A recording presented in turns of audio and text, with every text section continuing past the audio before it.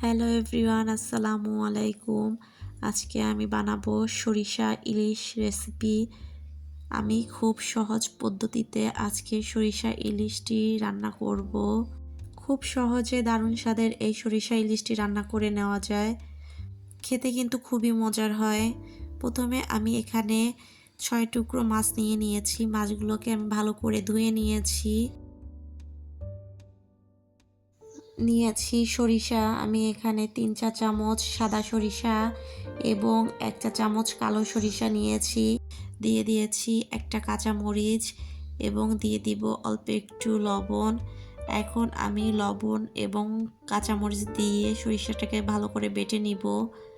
আমি সরিষাটাকে বেটে একটা পাত্রে নিয়েছি। দিয়ে দিয়েছি 2 চা চামচ পেঁয়াজ বাটা এবং একটা পেঁয়াজ কুচি করে নিয়েছি।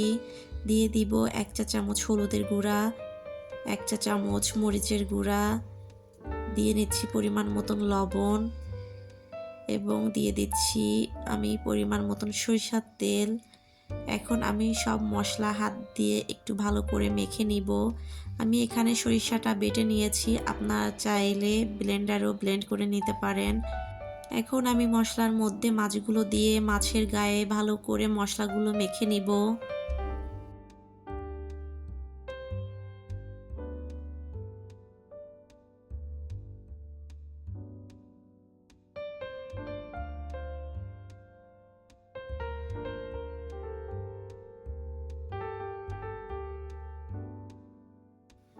মশলাটা মেখে 5-7 মিনিটের মতো রেখে দিতে পারেন। আমার হাতে যেহেতু সময় অল্প তাই আমি আর রেখে দিচ্ছি না।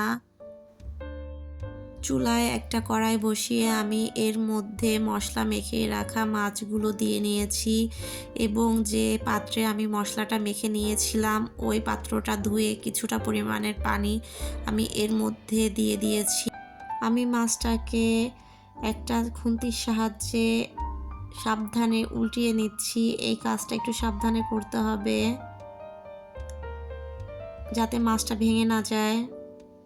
1 মিনিট পরে এখন আমি এর মধ্যে দিয়ে দিব পরিমাণ মতন পানি। ইলিশ মাছ রান্না করতে বেশি পানির প্রয়োজন হয় না।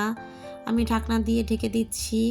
আমি 2 মিনিট পরে ঢাকনাটা তুলে এর মধ্যে 3টে কাঁচামরিচ মাঝখান থেকে ভেঙে দিয়ে দিচ্ছি।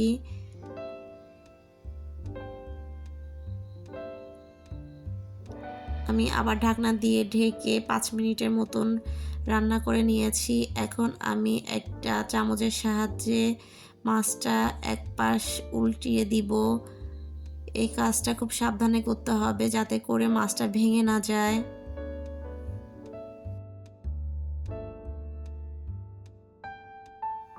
ঢাকনা দিয়ে ঢেকে আমি আরও 4-5 মিনিটের মতো রান্না করে নিব।